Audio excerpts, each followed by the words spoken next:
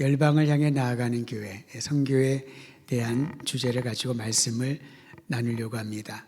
초대교회의 모체는 단연코 예루살렘 공동체였습니다. 예루살렘은 종교, 정치, 사회 모든 것의 중심지였는데 초대교회 역시 예루살렘에서 아주 많은 성도들이 짧은 순간에 예수님을 구주로 믿고 공동체를 이루게 됐죠. 한 번에 3,000명이 믿고요, 5,000명이 믿고 그 짧은 시간에 수천 명, 아니 10,000명 이상이 되는 대형 교회의 모습을 예루살렘에서 우리는 발견하게 됩니다.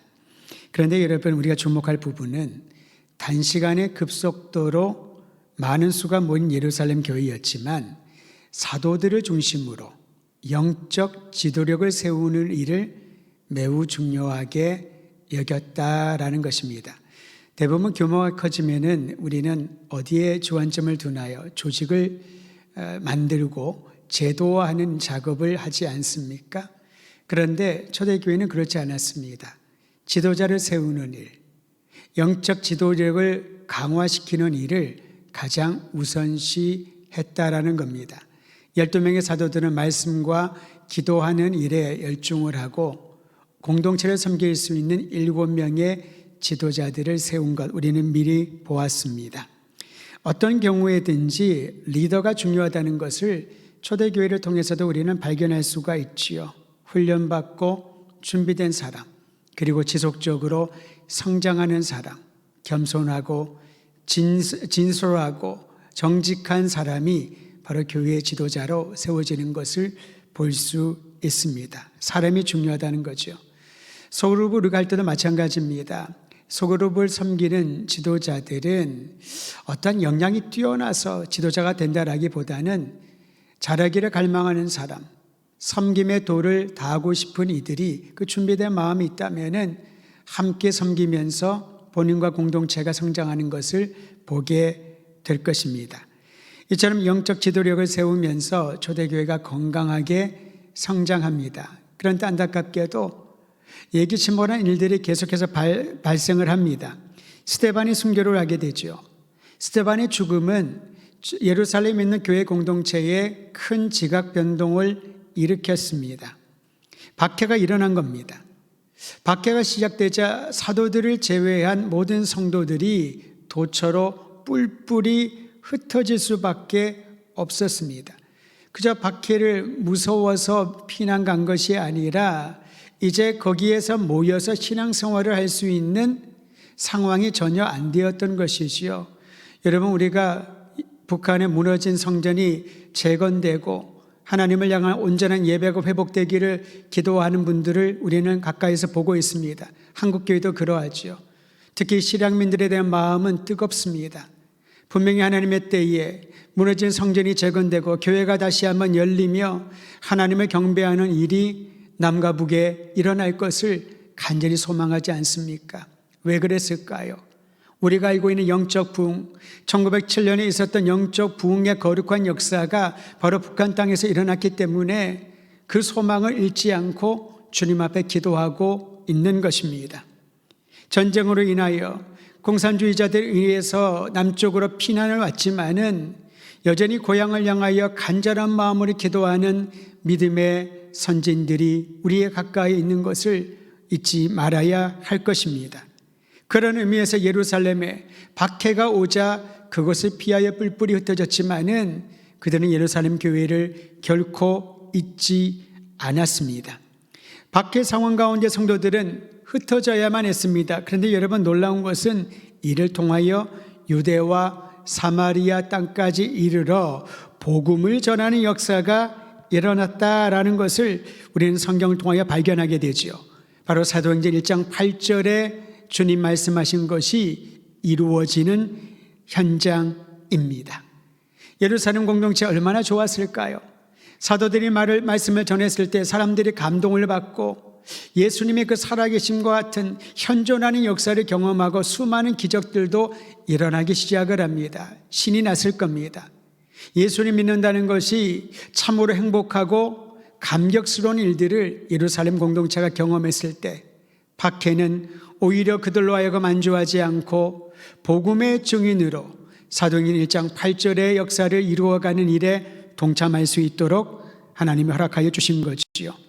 우리는 오늘 13장 전에 있는 내용들을 다시 한번 되돌아볼 필요가 있습니다. 7명의 영적 지도자 중에 빌립이 에디오피아 내시에게 복음을 전하고요, 사울이 교회를 파괴하고 성도들을 핍박하러 다메섹으로 가던 길에 부활하신 예수님을 인격적으로 만나고 삶이 완전히 변하지 않습니까? 지난주에 함께 보았던 것처럼 베드로가 로마 장교 고넬료와 그의 친지들과 친척들에게 복음을 전하니 성령이 임하시고 방언이 터지고 하나님의 구원의 역사가 일어나는 것을 우리는 함께 보았습니다. 스데반의 순교 이후에 박해를 피해 안디옥이란 도시까지 도망쳤던 이들이 이제 그들을 중심으로 교회가 세워집니다.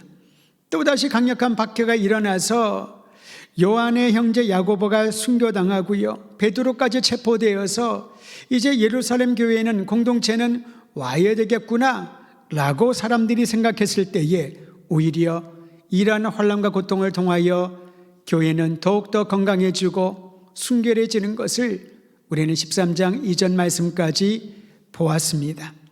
사랑하는 성도 여러분, 어쩌면 환난과 고통은 성도들이 나태하거나 타성에 젖어 있지 않도록 만드는 영적인 자극제인 것을 우리는 볼 수 있습니다. 초기 교회 성도들은 고난을 겪으면서 복음의 위대함을 직접 보여주었습니다. 순교를 마다하지 않고 환난 가운데서도 예수가 그리스도임을 증거하고 외치는 일을 멈추지 않았다는 것이지요. 이것이 바로 복음의 위대함입니다. 우리의 삶의 현장 가운데 어떠한 어려움이 찾아올지라도, 차마 우리의 힘으로 이길 수 없는 숱한 고난이 있을지라도 예수가 그리스도이심을 믿고 담대한 믿음을 가지고 선포하는 이들에게 복음의 위대함, 우리 주 예수 그리스도의 위대함을 드러낼 줄 믿고 우리 주님만을 높여드리시기를 바랍니다. 오늘 말씀을 우리가 한 번 더 깊이 살펴보려고 합니다. 환란이 지속되는 상황 가운데 있었지만은 안디옥 교회는 이방인 선교의 교두보 역할을 했습니다. 여러분, 이방인 선교의 첫걸음을 베드로가 떼지 않았습니까? 그리고 하나님께서 사울을 만난 이후에 예수님이 사울을 만난 이후에 그가 하나님의 섭리 가운데 이방인들을 위한 사도로 택정함 받았다는 말씀을 듣고 이방인 선교에 대하여 꿈을 갖게 되지만 여전히 유대 공동체에게는 이방인들은 복음 밖에 있는 사람들로 여겨졌습니다. 그런데 오히려 환난과 고통과 박해 이후에 하나님께서는 안디옥에 거룩한 주의 공동체를 세우시며 이방인 선교를 바로 이곳에서부터 시작하게 되었으니 오늘 우리는 그 말씀에 집중하며 하나님의 은혜를 구하며 나가야 할 것입니다. 안디옥 교회 지도자 5명의 이름이 사도행전 13장 1절에 기록되어 있습니다. 우리 함께 한 목소리로 다시 한번 읽을 때에 여러분 그들의 이름과 그들의 출신을 주목하여 여러분 한 번 더 읽도록 하지요. 13장 1절입니다. 시작. 안디옥 교회의 선지자들과 교사들이 있으니 곧 바나바와 니게르라는 시므온과 고레네 사람 루기오와 분봉왕 헤롯의 젖동생 마나엔과 및 사울이라.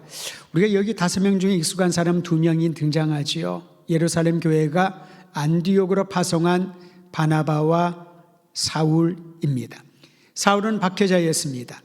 여전히 많은 사람들이 그의 회심을 의심하는 이들이 있었지요.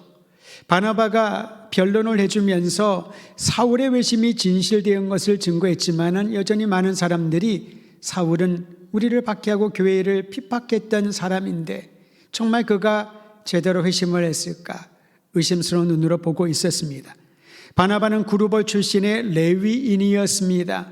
바나바라고 하는 이름이 뜻하는 것처럼 위로하는 자, 그의 본명은 요셉이었는데요, 위로하는 자라는 뜻입니다.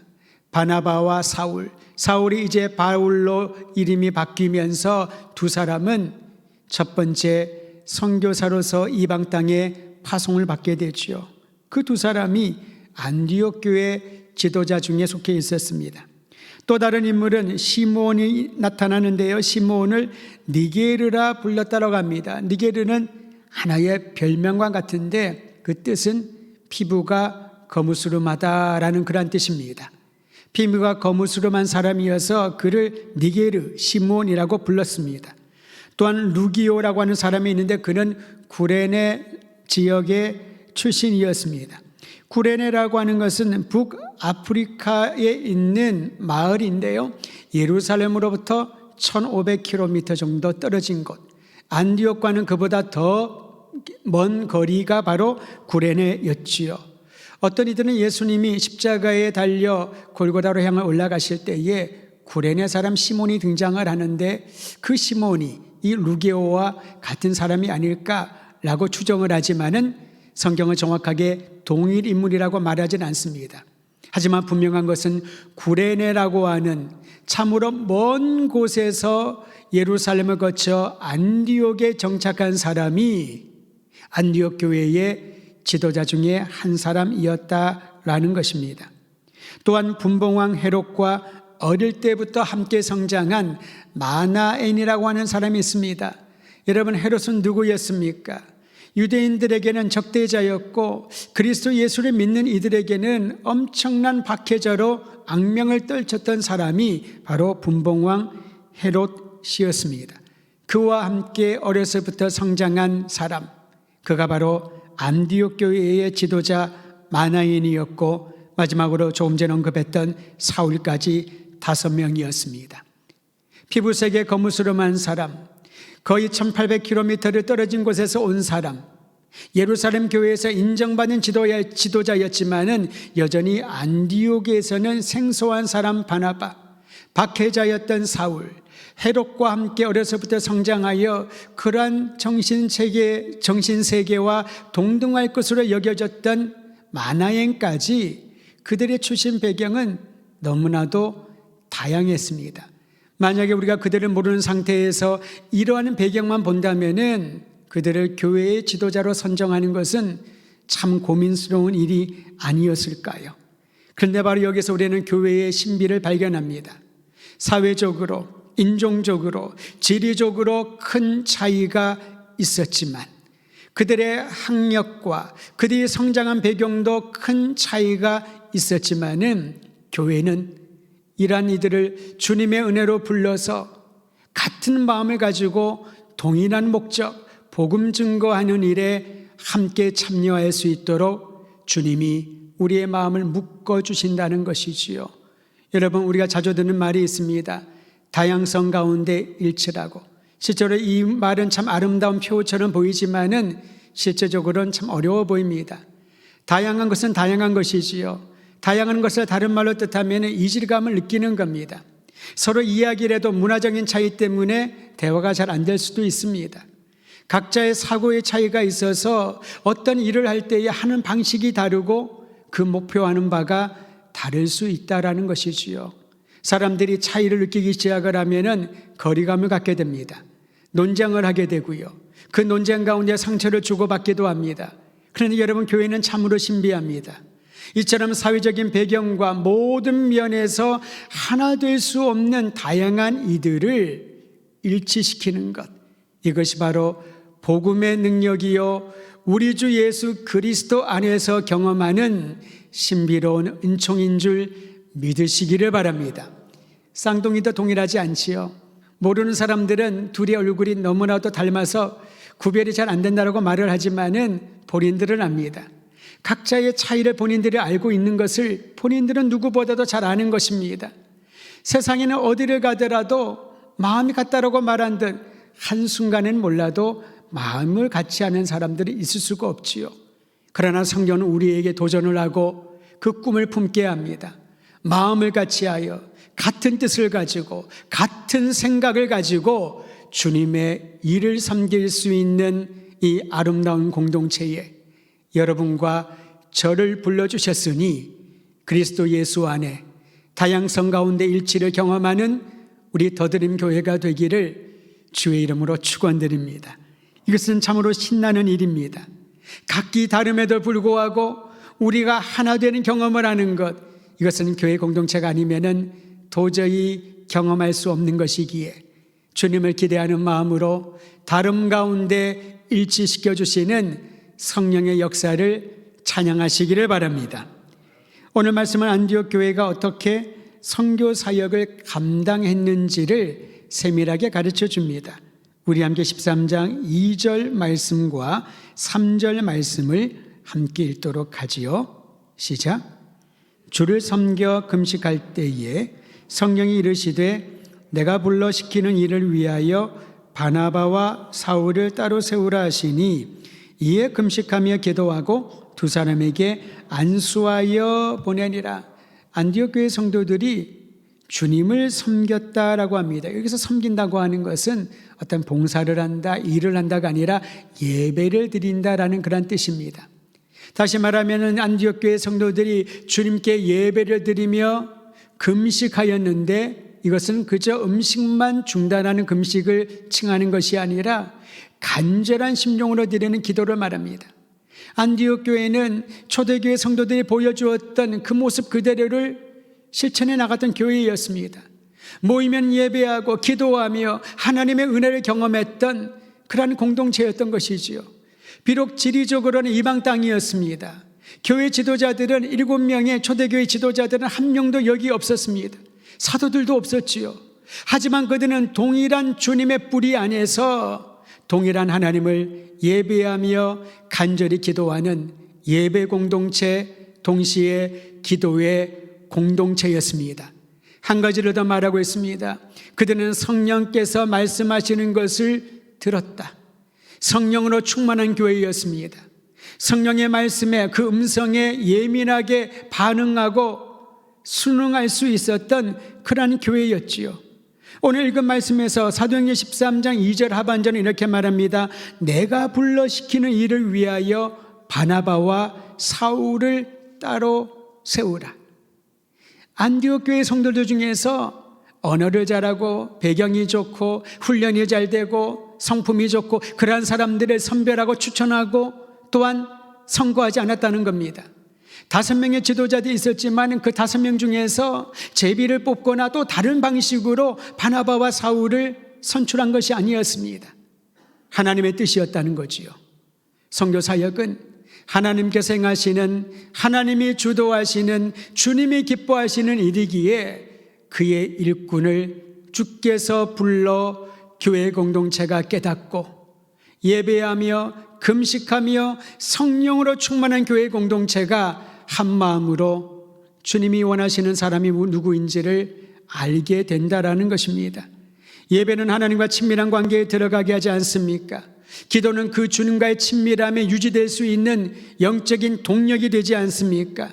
여러분, 우리가 선교가 참으로 중요하다고 말을 하지만 복음 증거가 너무나도 아름다운 일이라고 여기지만은 예배하지 않고 기도의 영이 세워져 있지 아니하면은 한편으로는 그저 우리가 해야 될 의무처럼 선교에 동참하는 것으로 그칠 수 있다라는 겁니다. 안디옥 교회 성령께서 명하신 말씀은 이방 선교를 위한 선교사들을 세워 그들을 파송하라는 것이지요. 선교는 어떤 이들은 이런 생각을 합니다. 선교를 많이 해야 교회 성장과 부흥을 갖게 될 것이라고. 그런데 선교는 영적인 갱신과 부흥을 위한 도구가 결코 아닙니다. 교회가 행하는 수많은 사역들 중에서 한 부분이 아니라는 것이지요. 선교는 교회의 본질이요, 선교사들뿐만 아니라 모든 그리스도인들이 자국에 있든 타국에 있든 우리가 감당해야 될 주님이 부탁하신 사명인 줄 믿으시기를 바랍니다. 어떤 분들은 선교와 전도를 단어가 다르다는 것 때문에 또는 예전부터 그런 가르침을 들었나 보지요. 두 개를 구분을 합니다. 선교를 하는 거 참 좋은데 선교는 우리 교회 바깥에 있는 일들을 섬기는 일이라고 규정을 합니다. 그러면서 이런 얘기를 하죠. 우리 교회를 위하여 우리 교회가 부흥할 수 있는 전도 사역에 또 집중해야 된다고 얘기를 하는데 그러면서 구분을 하는 거죠. 선교와 전도는 다르다라고 보는 겁니다. 여러분, 우리가 단어를 왜 다르게 사용하냐 보면은 실제로 전도는 영어로 이반젤리즘이라고 하는데요. 번역을 하면은 좋은 소식을 전하는 것이 전도이고요. 선교라고 하는 이 단어 미션이라고 하는 것은 사명이란 뜻이 있습니다. 우리가 생각하는 선교는 해외 선교만을 뜻하고 전도는 우리 교회에 여러 가지 사람들을 이끌어오고 교인 되게 하고 교인의 숫자를 늘어나게 하는 그러한 사역들을 전도라고 생각한다면은 그것은 선교와 전도를 잘못 이해하고 있는 것입니다. 선교는 사명의 강조점을 두고 있는 것이지요. 교회의 사명이 무엇일까? 미션, 선교라는 것입니다. 교회에서 행하는 이 전도의 중요성은 무엇일까? 좋은 소식을 전하는 것입니다. 그러므로 전도와 선교는 한 패키지 안에 들어있는 것이지요. 굳이 말하여서 전도가 행동에 강조점을 주는 것이라면 좋은 소식을 전하는 예수님의 증거하는 행동에 강조점을 둔다면 선교는 이 행동을 함께 아울러서 대표성을 가지고 표현하는 것이 사명, 교회의 사명, 선교인 것이지요. 저는 우리 더드림교회와 한국교회들이 진정한 복음 선교의 사명을 끝까지 감당하되 우리의 일상에서 예수가 그리스도라는 이 복된 소식을 증거하는 일을 쉬지 않고 나가기를 간절히 소망하는 것입니다. 요즘 여러분 선교적 교회란 말을 많이 사용하고 있습니다. 선교적 교회는 무엇을 말할까요? 복음으로 세상에 영향을 끼치는 교회가 되자라는 것입니다. 교회의 담을 높이 쌓아두지 말고 담이 없는 교회가 되자라는 것이지요. 교회와 세상과의 간격을 구분하지 말고 세상에 줄이 되는, 줄을 연결하는 교회가 되자라는 것입니다. 교회 안에서만 그리스도인으로 살지 말고 세상 안으로 들어가 빛이요 생명이요 그들의 눈물을 닦아주는 주님의 손이 되라. 이것이 바로 선교적 교회를 이해하고 설명하는 말일 것입니다. 여러분, 우리 주변에 그런 사람이 얼마나 많은지 모릅니다. 연예인으로 있으면서 독특한 일을 하지 않습니까? 스트레스를 많이 받을 거예요. 각광을 받는 사람들은 스타라고 부르지만은 어느 순간에 본인에게 작품이 주어지지 않고 본인이 발매한 앨범이 팔리지 않으면은 그는 어느 순간 대중들에게 잊혀져 가지 않습니까? 그런데 그들 중에서 예수님을 구주로 영접한 이들은 자신에게 준 그 재능이 하나님의 영광을 위하여 사용되는 줄을 알고 전심전력하여 복음을 전하며 선교의 사명을 감당하는 일에 헌신한 분들이 있습니다. 그 중에 션이라고 하는 가수가 있는데요. 그에 대해서 많은 사람들의 미담을 많이 듣고 있습니다만은 그의 삶을 변화시켜 주셨던 예수 그리스도의 사랑이 그로 하여금 이 땅에서 그리고 해외에서 굶주리고 연약하고 버림받은 아이들 그리고 아무도 돌봐주지 않는 그들을 향하여 손을 내밀고 기부를 하고 지원을 하고 몸으로 시간으로 헌신을 하는 그런 아름다운 연예인들을 볼 때에 얼마나 도전을 받는지 모릅니다. 많은 사람들은 돈에 가치를 둡니다. 사실 자본주의 사회에서 자본이 없으면 돈이 없으면 우리가 즐길 수 있는 것도 제한되겠지요. 자본이 있는 것은 참으로 아름답고 덕스러운 일일 것입니다. 유익한 일일 것입니다. 하지만 그 자본이 나 자신을 위하여만 사용된다면은 나의 행복만을 위하여 사용된다면은 오히려 그 자본이 우리에게 하나님을 잊어버리게 만드는 큰 걸림돌이 되지 않을까요? 사랑하는 성도 여러분, 우리 주님께서 제자들에게 그리고 오늘날 우리들에게 내일 일에 염려하지 말아라. 오늘 것으로 충분하다. 무엇을 먹을까 무엇을 입을까 염려하지 말아라. 이 말씀하신 것은 그저 아무것도 하지 않고 가만히 있으면 된다라는 말이 아니지 않습니까? 염려하지 말라는 것입니다. 내 손에 가진 것이 없더라도 내가 지금 많은 염려로 인하여서 내일은 무엇을 먹고 무엇을 할까 근심 걱정할지라도 거기에 머물러 있지 말라고 합니다. 왜냐하면 하나님께서는 우리의 아버지시기 때문에 자녀들이 필요로 하는 것을 마땅히 알고 이 험난한 시간들을 거치면서 아버지 하나님의 사랑과 공급의 손길을 경험하게 하신다는 거지요. 하나님의 사랑과 공급을 경험한 사람은 그 눈과 생각의 초점이 다른 사람들에게 옮겨가게 되는 것입니다. 그저 성경이 말하기 때문에 하나님을 사랑하고 이웃을 사랑하고 세상을 섬기겠습니다라고 표처럼 외치고 끝나는 것이 아니라 하나님의 사랑을 입은 사람들은 그 사랑이 나의 눈과 나의 생각을 다른 사람들을 섬기며 사랑하는 일에 몸을 움직이게 하는 것이지요. 이것이 바로 일상에서의 복음 전도요 선교의 사명을 감당하는 성도들 교회인 줄 믿으시기를 바랍니다. 안디옥 교회 성도들은 금식하고 간절히 기도한 후에 바나바와 바울을 안수하여 파송했습니다. 5명의 리더 중에 2명을 파송했으니 40%에 해당하는 리더십의 역량을 해외 선교회, 이방인 선교회에 파송을 한 것이지요. 여러분, 그저 비율로만 생각할 것이 아닙니다.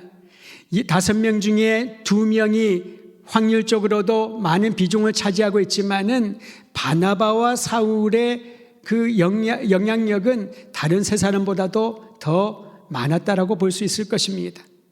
안디옥 교회에, 이방인 교회에 정말로 가장 필요한 사람 2사람을 그들은 금식하며 기도한 후에 성령께서 말씀하셨기에 그들을 기쁨으로 파송할 수 있었던 것이지요. 금식과 기도는 교회가 중요한 일을 결정할 때 해온 영적인 방식이요, 하나님이 가르쳐 주신 길입니다. 여러분, 어떤 일을 결정할 때, 교회가 중요한 일을 결정할 때 투표로 하고 논의를 하고 오랜 시간 회의를 해서 결정하는 것이 아니라 금식하며 기도하며 하나님이 기뻐하시는 일을 하고자 나아갔을 때에 주님께서는 그 결정을 영화롭게 하시며 아름다운 결과를 하게 하실 줄 믿으시기를 바랍니다. 교회뿐만 아니라 개인의 인생에도 마찬가지입니다. 중요한 일을 결정해야 될 것입니다. 진로를 놓고 사업을 놓고 자녀들을 위하여 또한 가정을 위하여 결혼을 위하여서 중대한 결정을 할 때에 금식하며 기도하며 주님의 뜻을 구하는 이들, 그 선택은, 그 결정은 결코 후회함이 없는 줄을 알고 깨어 기도하며 금식하며 주의 뜻을 구하는 저와 여러분이 되기를 간절히 소망합니다.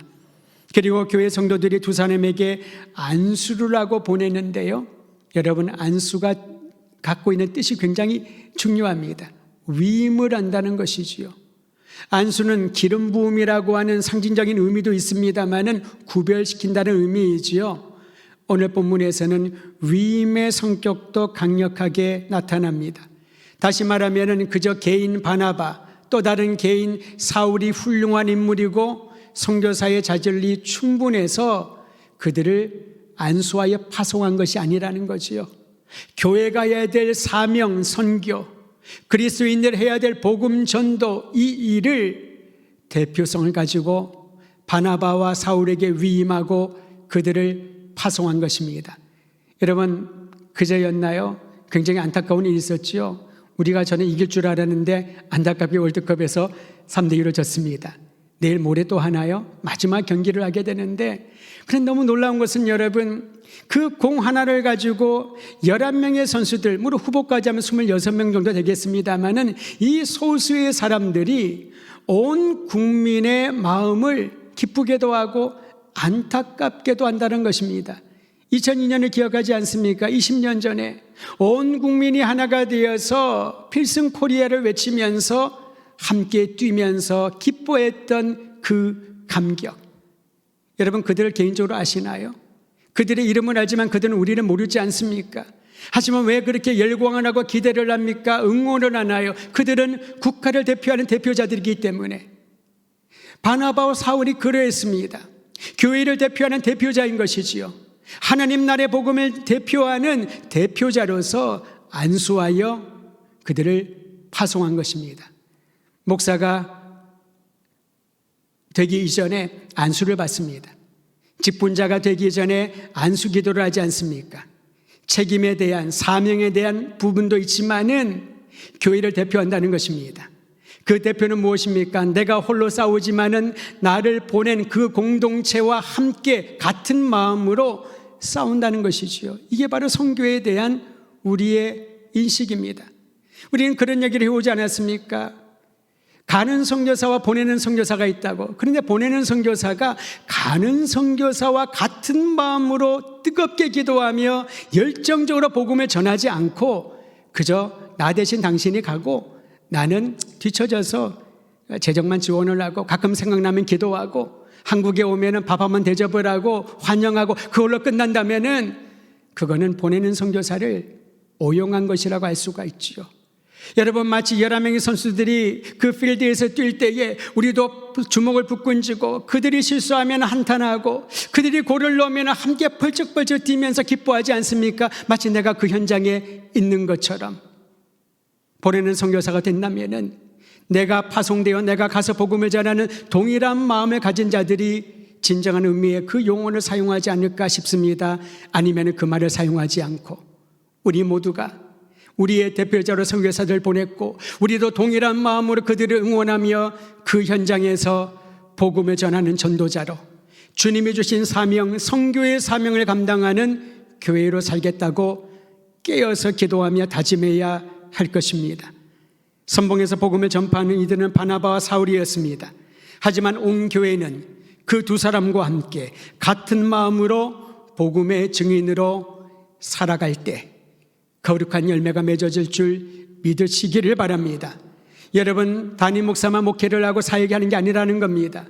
장로님들만 그 역할을 감당하는 게 아니라는 것이지요. 우리 온 성도가 복음의 위임을 받은 사명자인 줄 알고 깨어 기도하며 근신하며 만나는 모든 이들에게 예수의 생명의 복음을 증거할 때 교회는 부흥이라고 하는 놀라운 열매를 하나님으로부터 받게 될 줄 믿으시기를 바랍니다. 그러므로 사역에 필요한 인적인 자원과 물적인 자원과 영적인 자원을 우리는 지속적으로 지원하고 공급해 주어야 됩니다. 목사님들 우리 교회에 오면은 각각 교회를 방문하면 주보를 보지 않습니까? 주보를 보면서 많은 목사님들이 예외 없이 저한테 얘기한 게 있습니다. 목사님 교회는 다른 헌금보다 선교 헌금을 이렇게 많이 하시죠? 그럼 제가 쭉 설명을 하죠. 아직까지도 부족한데 저의 소망하는 마음은 우리 교회 성도들이 어린아이까지 100% 그 금액에 상관없이 성경금에 동참하기를 원하는 것, 훈련인 거죠. 아이들이 아직까지 어린다면 부모들이 그들의 이름으로 헌금을 하고, 그들이 이제 그 돈에 대한 가치를 알고 헌금의 훈련이 필요할 때는 그들의 이름으로 그들의 용돈으로 할 수 있도록 도와줘야 되는 겁니다. 우리가 교회로 주의 은혜를 은혜를 경험했다는 것은, 우리가 복음을 전한다는 것은 바로 여기서부터 훈련받고 재정을 지원을 하고 마음을 지원을 하고 기도를 지원을 하고 선교 현장을 밟으면서 내가 지금 이 일상에서 해야 될 일이 있기 때문에 선교사님처럼 전적으로 우리나라를 떠나 바나바와 사울처럼 그 지역에 가서 살지는 못하지만은 우리를 대표하여 교회를 대표하여 파송한 선교사님과 같은 마음으로 함께 기도하고 함께 안타까워하고 함께 기뻐하는 일에 동참한다는 그것이 바로 선교 헌금의 의미이기도 합니다. 사랑하는 성도 여러분, 예루살렘 교회가 항공모함처럼 신앙 공동체의 모체로 견고히 서 있다면 안디옥 교회는 항공모함에서 출격하여 작전을 수행하는 전투기처럼 온 힘을 다하여서 선교사들을 파송하고 그리스도 예수의 복음을 이방 땅에 전하는 일에 전심전력해야 할 것입니다. 그리고 우리도 그 일에 동참해야 한다는 겁니다. 건강한 교회는 영혼을 사랑하는 선교의 정신을 품고 일상에서 복음을 전하는 사람입니다. 때를 얻든지 못 얻든지 어떠한 성경 말씀을 가지고 성경에 있는 내용들을 들여대면서 말씀을 전하기보다도 일상에서 나의 말 한마디, 나의 눈빛, 나의 행동 하나하나를 통하여서 만나는 모든 이들에게 그리스도의 사랑을 전할 수 있다면 그가 바로 선교사의 정신을 가지고 복음 전도하는 교회에 속한 사람이라고 할 수 있습니다. 교회가 주의할 부분이 한 가지 있습니다. 그것은 자기중심적이고 자기애적인 상태에 젖어 있지 않아야 하는 것입니다. 자기애적인 것은 무엇입니까? 내 것만이 최고이고 우리 교회만이 최고라고 하는 그러한 생각입니다. 사랑하는 성도 여러분, 교회를 얘기할 때 사도행전의 교회는 그 지역에 세워진 교회이기 때문에 안디옥 교회, 예루살렘 교회, 데살로니가 교회, 고린도 교회라고 했지만은 그들은 단 한 번도 고린도 교회라고 하는 명패를 붙여놓고 교회로 모이지 않았습니다. 예루살렘 교회라는 이름을 붙여놓고 그들을 함께 교회로 모이지 않았다는 것이지요. 다만 그들이 모여있는, 그리스도인들이 모여있는 그 공동체가 어디에 있는지에 따라서 빌립보 지역에 있는 교회, 골로새에 있는 교회라고 붙였지 실제로 골로새 교회라고 하는 간판을 붙이고 그들이 지역교회로 모이지 않았다는 것이지요. 이게 바로 교회입니다. 그러므로 교회는 수많은 조직들 중에 하나가 아니라, 수많은 단체들 중에 하나가 아니라, 주님의 교회는 그 지역이 어디에 있든지, 그 사람들이 어떤 사람이든지 예수와 그리스도를 믿는 이들은 교회로 연결되어 있지요. 기독교의 교회 역사는 이 교회를 보편적인 교회라고 일컫습니다. 구원이 예수 그리스도에게 있어서 모두를 위한 구원의 복음이기 때문에 보편적인 교회이고요. 지역은 다르고 환경을 다르고 세대는 다 다르지만은 그 교회는 그리스도 예수로 인하여 거듭난 사람들의 모임이기 때문에 우리는 보편적인 교회라고 칭하는 것입니다. 사도행전에서 우리는 그 고백을 하지 않습니까? 사도신경에서 공교회를 믿사오며, 이 공교회가 영어로는 캐톨릭 처치라고 합니다. 천주교를 말하는 것이 아닙니다. 캐톨릭이라고 하는 뜻이 보편적인 것이란 뜻이지요. 예수가 그리스도이심을 믿는 교회. 그러므로 저는 우리 더드림 교회가 이 공동체 안에서 대전 지역의 이 공간에서 함께 예배를 드리지만은 우리의 생각과 마음을 활짝 열고 주님의 교회, 온 열방의 하나님의 복음으로 변화되는 그 교회를 꿈꾸면서 복음전도 사역에 여러분과 제가 열심을 다하여 참여하기를 간절히 소원합니다. 안디옥 교회가 보여주었던 모범처럼 예배하며 주님을 섬기며 금식하며 기도하며 그리고 주의 음성에 예민하게 반응하고 순종할 수 있을 때 주님이 무엇을 명하시든지, 주님 제가 여기 있습니다, 우리를 사용하여 주소서, 나를 사용하여 주소서, 우리 공동체를 주의 영광을 위하여 사용하여 주소서, 이 기도를 쉬지 않고 하는 이들에게 이제 열방은 땅의 끝이 복음을 듣게 되는 날이 속히 오게 될 것입니다. 선교사의 정신을 가지고 복음 증거하는 전도자의 사명 가지고 살아가기를 주의 이름으로 축원드립니다.